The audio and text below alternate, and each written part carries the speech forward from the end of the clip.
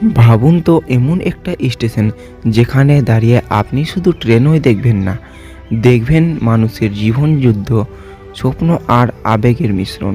একটা টিকিট কেটে কেউ যাচ্ছে চাকরির খোঁজে, কেউ আবার হাসপাতালে রোগী নিয়ে ছুটছে শহরের দিকে, আবার কেউ শুধু প্রথমবারের মতো বড় শহর দেখার উত্তেজনায় ট্রেনে উঠছে। হ্যাঁ, আমি বলছি আমাদের উত্তরবঙ্গের প্রাণকেন্দ্র মালদা টাউন রেলওয়ে স্টেশনের কথা।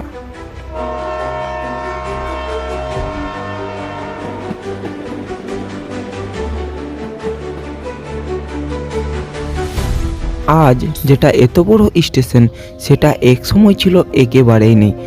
1971 সালে ফারাক্কা ব্যারেজের উপর যখন রেল লাইন তৈরি হয়, তখনই মালদার মানুষ পেলেন কলকাতা আর উত্তরবঙ্গের সঙ্গে সরাসরি সংযোগ। তার আগে এখানে ট্রেন ধরতে মানুষকে ঘুরতে হতো ঘন্টার পর ঘন্টা, অনেক দূরের স্টেশনে যেতে হতো। কিন্তু মালদা টাউন স্টেশন তৈরি হওয়ার পরে বদলে গেল গোটা জেলার চিত্র।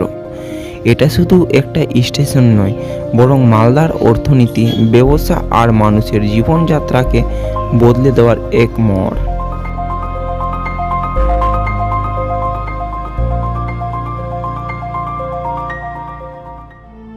আজ মালদা টাউন স্টেশন হলো ইস্টার্ন রেলওয়ের অন্যতম গুরুত্বপূর্ণ জংশন।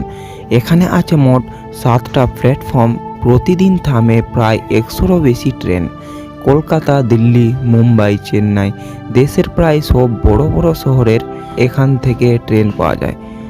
এখানে আছে একটা বড় কোচিং ডিপো, যেখানে ট্রেনের মেনটেন্যান্স হয়। অর্থাৎ শুধু যাত্রী নয়, রেলওয়ের ভেতরের কার্যকলাপেও মালদা টাউন একটা গুরুত্বপূর্ণ জায়গা।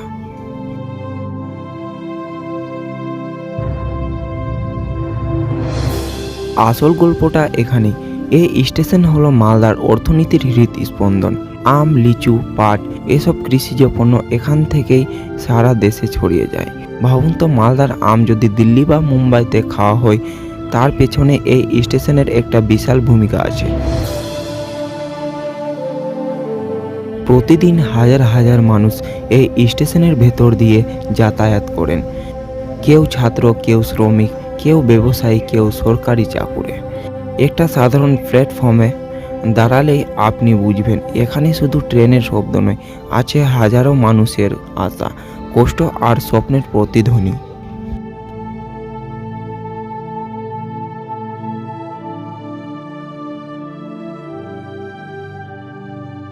আজ মালদা টাউনকে আধুনিক করার কাজ চলছে।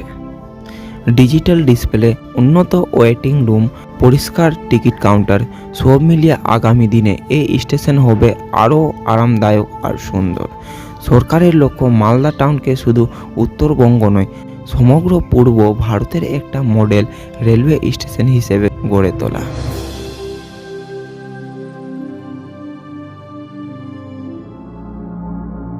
আপনার জীবনেও কি কোনো স্টেশনের গল্প আছে?